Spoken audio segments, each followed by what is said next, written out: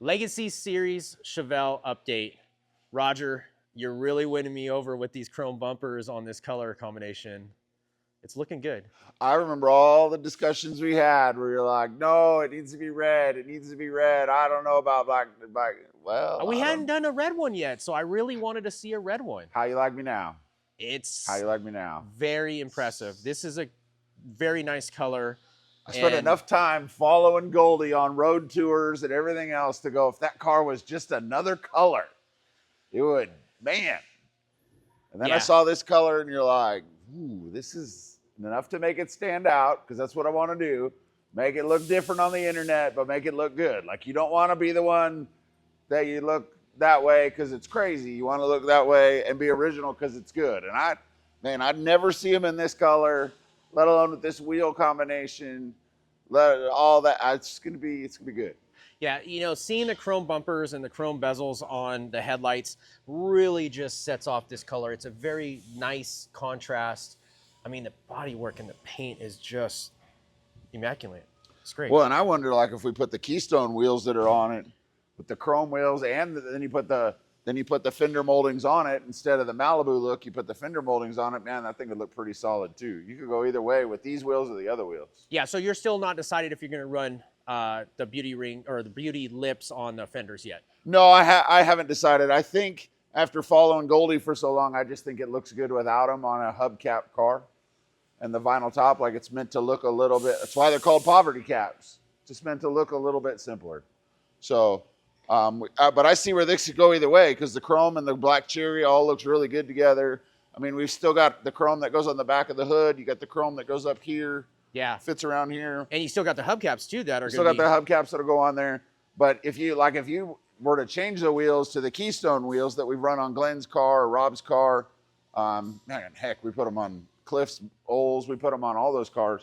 You put those same wheels on here, man, but then you put all the other moldings on it, man, it would look really good. Yeah, I'm liking the wheel selection and the direction. I would love to see it with the actual, you know, hubcaps on it, and then just see the rest of the chrome on it and see if those fender moldings are going to be just two totally different cars. Yeah, but it's looking really good with this chrome. It is. Got the LT1.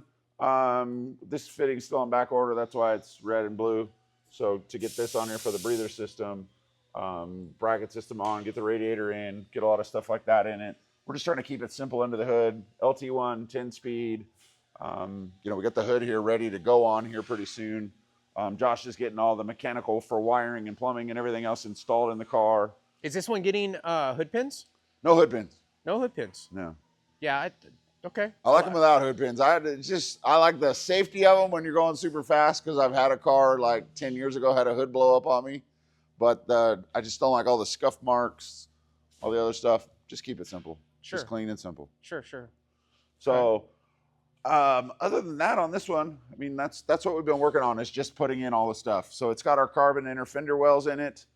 We've matte cleared them. It will have a power brake booster in this car. And then just very simple underneath. We might put our big block covers on here. We may not. I haven't decided. What about the billet covers? We've got the billet covers. We just haven't put them in yet. Just trying to get everything together. All the DEI boom mats in this car. Getting ready to put all the windows and stuff in it. It's got our BBT mirrors on it. Console mounts are in. Just getting everything. I think the console has been painted to match the black interior that we're doing. We got a box of New Relic electric windows. Box of New Relic power windows. So this one still, this has the original style power windows that we were using. Let's talk about this real quick here, because I really, really, really dig what you guys are doing underneath the dashes here. And since we're wide open on this and all the wiring and everything, let's talk about all these mounts that you have for all the different, like, brains for all the electronic. Oh man, there's so much stuff. So you've got the fuel system controller for the pulse width modulation. You have the HDX BIMI box. I believe it's like a BIM 1000, which integrates the ECU and stuff into the Dakota Digital. You've got the ECU for the engine and the transmission. You've got a race pack controller here that we use, because this car will still have some of the heated seats and some of those features in it. And so that's all controlled through the race pack. And then everything else is just the wiring, the mass amount of wiring that's for the LT engine and the transmission and everything else that goes into the car. But we mount it all solidly to the car so that the dash can also mount solidly to the car. And then you can, if you need to access anything, you can pull the top cover off and get to anything if you've got issues with a relay or whatever. So you mean to tell me you're not just zip tying all those to the bottom of the dashboard like all these other LS? No, cars? we're not a big fan of sheet metal screws through the firewall. Not a big fan of a lot of things like that. So try to make it nice, try to make it quiet, try to make that stuff where it's, you know, it works well. But it, you know, that billet dash weighs a little bit more than the plastic dash, so you've got to support that and make it strong. Then the plastic section that we do keep is mounts to that as well, which helps just with keeping the car quiet as it goes down the road. Yeah, I'm really impressed by that. I know it's so simple, but to me, I've gone through the LS swap stuff, and there's nowhere to mount any of that. No, there's nothing. So it's yeah, I like it. The Gen 5 AC system mounts on it over here from Vintage Air. I mean, all that stuff sets in here. We do the same with the bracketry for our console, so all that mounts solidly to everything. So, I mean, that's the shifter part, but it doesn't have all the linkage in it yet, but everything mounts solidly to the floor of things that are welded on earlier on. And that's another base of the center console to make it nice and rigid to where you can put your leg up against it and you can make a super strong console, but if the bracketry is not good and it's just going to be flimsy. Yeah. So other than that, on this one, that's pretty much what we've been doing. So we're probably getting closer and closer to getting it fired. And what's kind of ETAs that we've got set forth on this one? The plan is to have this one together for Grand National Roadster Show at the end of January. Okay. And I think earlier we were talking, there was 3 vehicles. This one, plus the ranch wagon, plus Bill's Chevelle. Bill's Chevelle. Yeah. Bill's Chevelle. I can't wait to show that one off. Talk to me about the taillights. So people 71, 72 rear bumper. On a 70 On Chevelle. a 70. We're sorry. But you've taken the extra steps to make it unique because you're not just slapping a 71, 72 bumper on the back of it.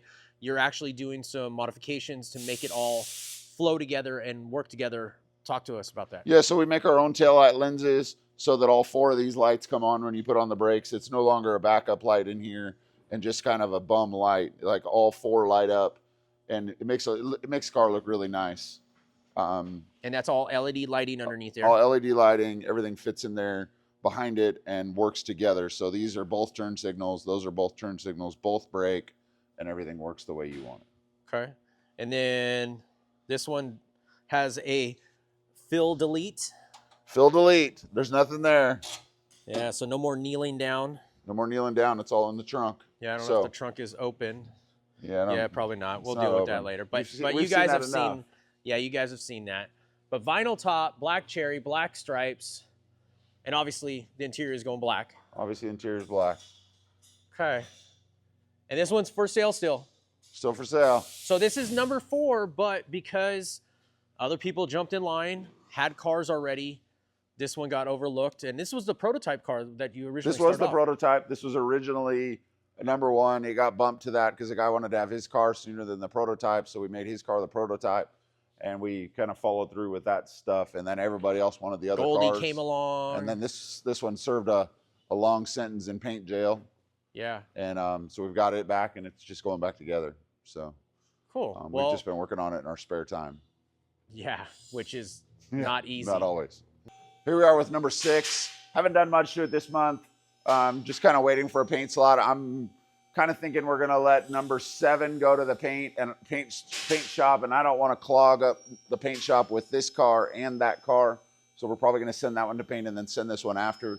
My fear is that we'll paint this thing some cool color, and then a guy wants to come in and paint it red with white stripes instead of red with black stripes. So if you have any questions about any of these cars, any of the products we make for these cars, just get a hold of us on our website and we'll get back to you. Thank you. Have a good day.